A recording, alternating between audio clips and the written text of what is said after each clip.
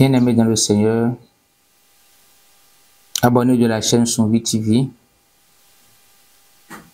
Aujourd'hui, nous allons poursuivre avec le développement sur la renaissance spirituelle. Et comme nous l'avons déjà évoqué le dimanche dernier, la renaissance spirituelle relève de cet aspect qui voudrait que nous sortions de nos mauvaises habitudes en abhorrant désormais les bons comportements, les bonnes manières qui créent un cadre de paix, de joie et de stabilité autour de nous-mêmes. La renaissance spirituelle, comme nous l'avons évoqué, nous constatons que nous avons hérité des habitudes de nos familles qui en réalité ne nous ont pas rendu service ou ne nous rendent pas service jusqu'à ce jour. Il y a l'ego qui est devenu un point capital dans nos vies, où chacun veut faire valoir sa capacité à réagir et de façon virulente vis-à-vis de son prochain, où nul ne veut plus se laisser un temps soit peu, ou laisser l'autre avoir raison dans n'importe quelle situation. On veut toujours démontrer qu'on a raison, même quand on a tort. Il y a cette volonté manifeste de prouver que nous sommes si forts, nous sommes si intelligents, plus que même l'esprit de la création.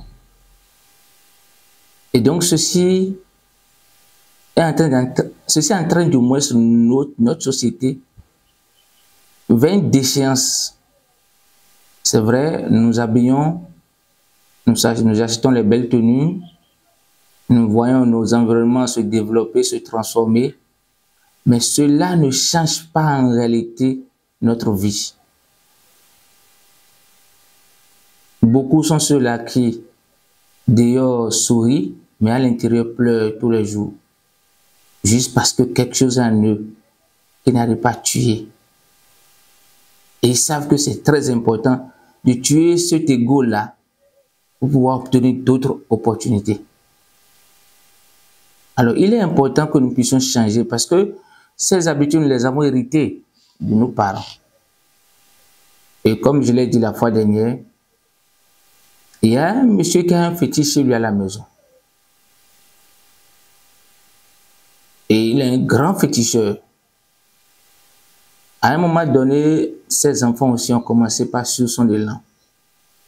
Ils sont allés chercher aussi des forces.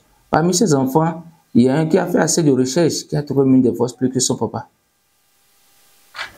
Et par colère un jour, il a commencé à menacer la maison.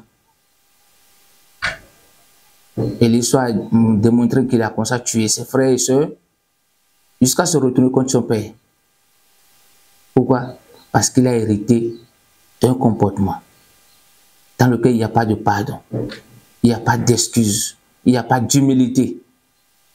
Il a détruit la famille jusqu'à se retourner contre son propre père parce qu'il a démontré à son père qu'il a acquis encore plus de force, il a acquis plus de force que lui.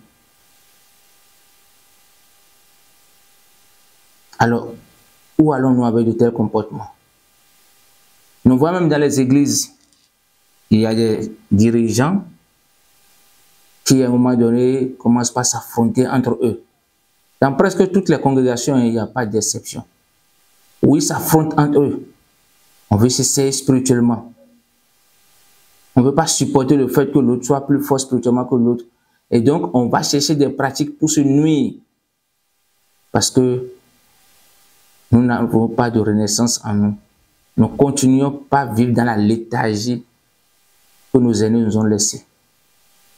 Et c'est ce qui a fait que le christianisme a trouvé de la propension une fois arrivé en Afrique. Parce que vous vous levez, vous voyez un père qui maudit son enfant. Pendant que l'enfant souffre, au lieu de se lever pour réfléchir avec le pouvoir, comment faire pour l'aider à avancer, on l'aide davantage à chuter, à trébucher. Et quand on le voit en train de tomber, on veut l'aider toujours à tomber, à ne plus jamais se relever. Combien sont ces enfants qui ont fui les familles et qui n'ont plus voulu revenir en arrière? Parce qu'il n'y a pas la renaissance spirituelle. Donc nous devons changer nos comportements. Nous devons réfléchir et chercher les bonnes manières désormais qui créent la paix.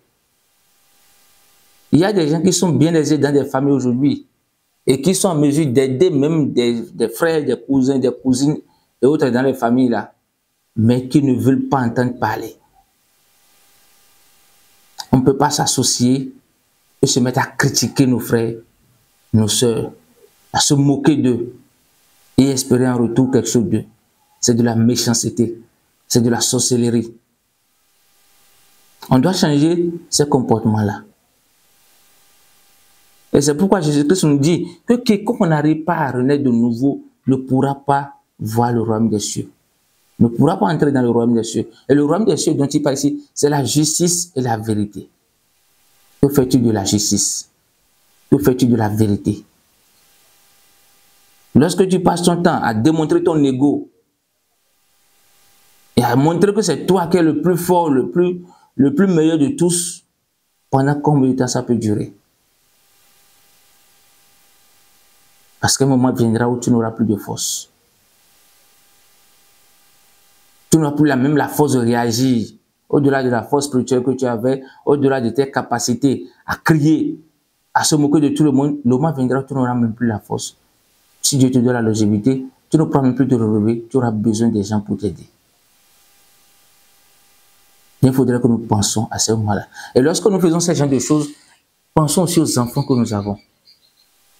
Parce qu'à un moment donné, les gens demanderont des comptes à ces enfants-là. Quand ces enfants se retrouvent en difficulté devant des gens vont leur dire, mais tes parents hier, est-ce que quelqu'un peut oser? Alors nous devons changer. La Renaissance nous appelle à une prise de conscience morale et spirituelle. Lorsque beaucoup célèbrent pour dire que le christianisme est venu endormir nos pratiques, c'est faux. La Bible qui a été importée, et qui est collée aujourd'hui au christianisme, ne relève rien de méchant. La Bible ne nous demande pas d'aller détruire. Bien au contraire, les enseignements apportés par la Bible, les recommandations que nous lisons dans ce document, appellent à l'unité, à la paix. Et lorsque nous travaillons dans ce sens, chacun d'entre nous se retrouve en paix. Parce que l'ego a fait que beaucoup d'entre nous sont allés chercher, vont chaque fois chercher des forces occultes. Beaucoup d'entre nous. À l'église, celui qui est en dessous du pasteur ne veut pas reconnaître qu'il est limité dans ses capacités. Alors il va s'obliger pour aller chercher des forces spirituelles dans le monde occulte, pour venir s'en servir à l'église. À la maison, c'est la femme qui court pour avoir de la suprématie sur son mari, ou c'est le mari qui court pour avoir de la suprématie sur sa femme. Pourquoi? Parce qu'on n'est pas tranquille. On est poussé par l'ego. On veut contrôler tout autour de nous, alors que nous n'avons pas de capacité de contrôler notre souffle de vie. Imaginez celui qui se comporte ainsi, quand il est malade, vous allez le voir, il ne fait que pleurer. Alors qu'en temps normal, un ego, lorsque tu as un ego en toi, tu es un égoïste, quelle que soit la situation dans laquelle tu te retrouves, tu dois apprendre à être égoïste. Donc que Dieu touche nos cœurs et nous transforme. C'est pourquoi Galates nous dit de transformer cette vie que nous avons. Et lorsque nous retournons dans le livre de Galates 5 à partir du verset 17, il dit, il y a les désirs de la chair. Parce que c'est ceux qui vivent dans les désirs de la chair qui essaient d'avoir de l'ego et les comportements semblables. Et qu'est-ce qu'il appelle les désirs de la chair? Il nous dit ici, si vous êtes conduit par l'esprit, vous n'êtes point sous la loi. Or, les œuvres de la chair sont manifestes, ce sont l'impudicité, l'impureté, la dissolution, l'idolâtrie, la magie, les inimitiés, les querelles, les jalousies, les animosités, les disputes, les divisions, les sectes, l'envie, l'ivrognerie, les essais de table, les choses semblables. Je vous dis d'avance, comme je l'ai dit, que ceux qui commettent de telles choses n'hériteront pas le royaume de Dieu. Donc, ces comportements que nous avons, en réalité, nous nous éloignons même de notre esprit. Lorsque nous développons ces comportements en nous, Il a bien dit là, la jalousie, les divisions, les animosités nous éloignent notre vie spirituelle, nous éloignent de cette vie spirituelle-là. Et en nous éloignant de notre vie spirituelle, nous perdons le contrôle total de notre vie. Et donc celui qui développe ce comportement va croire qu'il est au-dessus de lui-même. En réalité, il est perdu. Parce que si tu n'es pas perdu, tu ne peux pas être jaloux de ton prochain. Tu ne peux pas envier le sort de ton prochain. Tu ne peux pas vouloir des divisions, des querelles un peu partout. Parce que tu n'as rien à y gagner. Donc, il faudrait que nous changeons et nous renaissons de nouveau. Et il dit, ceux qui sont conduits par l'esprit, voici ce qu'il dit, mais le fruit de l'esprit, c'est l'amour, la joie, la paix, la patience, la bonté, la bénignité, la fidélité, la douceur, la tempérance. Et là, il dit, la loi n'est pas contre ces choses. Allez au tribunal et allez demander au juge. Il vous dira que ceux qui ont ces pratiques qui viennent d'être citées, la loi n'est pas contre ces personnes-là. La loi soutient ça. Alors, à quel moment la Bible devient alors une mauvaise chose? Il suffit que nous changions de comportement. Et c'est le lieu pour moi de lancer un appel aux chrétiens. Attachons-nous à la foi. Appliquons-nous à ce qui nous est enseigné dans l'évangile. Ne venons pas seulement écouter la parole de Dieu à l'église et au retour, nous allons encore reprendre notre tunique du monde et nous comporter comme des inconscients. Parce que nous sommes comme des modèles dans la société. Et c'est à travers nous que les gens jugent le christianisme. Lorsque tu viens à l'église, écoute l'enseignement, mets en pratique l'enseignement. Et c'est pourquoi Jésus disait que nous sommes des lumières dans ce monde, le sel dans ce monde-là. Et qu'on ne peut pas allumer une lampe et aller cacher cette lampe-là sur une table. Mais bien au contraire, on va mettre ça sur la table pour que toute la salle soit éclairée. Alors, toi, chrétien, qui sors d'une famille, qui dit que tu vas à l'église, et tu te retournes à la maison, et on voit en toi encore des comportements qui ont trait à l'ivrognerie, la jalousie, la division, les disputes, les sectes, les animosités, l'idolâtrie, la magie, les inimitiés, l'impudicité, alors tu n'as rien à enseigner à celui qui est à la maison. Tu dois développer ces comportements, l'amour, la joie, la paix, la patience, la bonté, la bénignité, la fidélité, la douceur et la tempérance. Tu dois développer ces comportements-là. Et lorsque tu n'as pas de capacité pour les appliquer, demande dans ta prière afin que l'Esprit de Dieu te donne la force. Parce que si tu n'arrives pas à opérer ce changement, c'est que tu ne connais pas Christ. Tu n'adores pas réellement Dieu dans le Seigneur Jésus-Christ. Tu viens à l'église pour la forme. Et tu vas prier, tu n'auras pas de réponse. Parce que l'Esprit qui veut t'écouter dit, applique-toi à ces choses-là. Et moi, je vais t'écouter. Et donc, la renaissance, c'est un travail permanent. Que celui qui va à l'église aujourd'hui ne se dise pas qu'il s'est déjà repenti et qu'il est né de nouveau. Non. Il doit faire un travail permanent parce qu'il y a des habitudes qui vont être effacées, mais difficilement. Il faut un travail dans ce sens-là.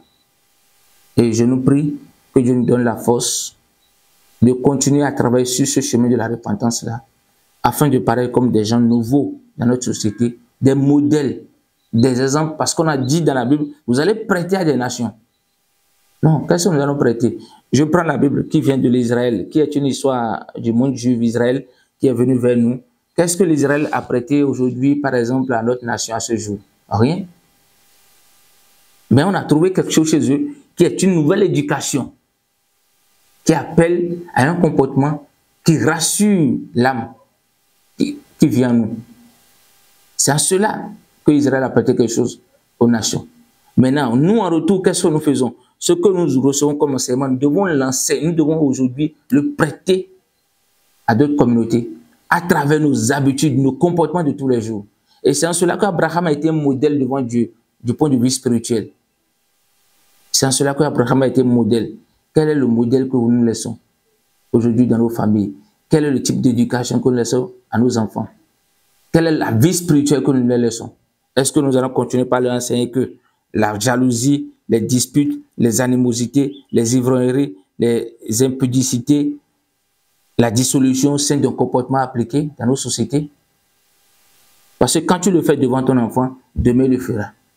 Et dans ta vieillesse, quand tu vas constater que ton enfant est devenu menteur dans la société, jaloux de tout le monde, et il ne fait que se disputer, créer des divisions, tu vas te dire, mais qui est cet enfant-là? mais c'est toi. Changeons et que Dieu nous aide.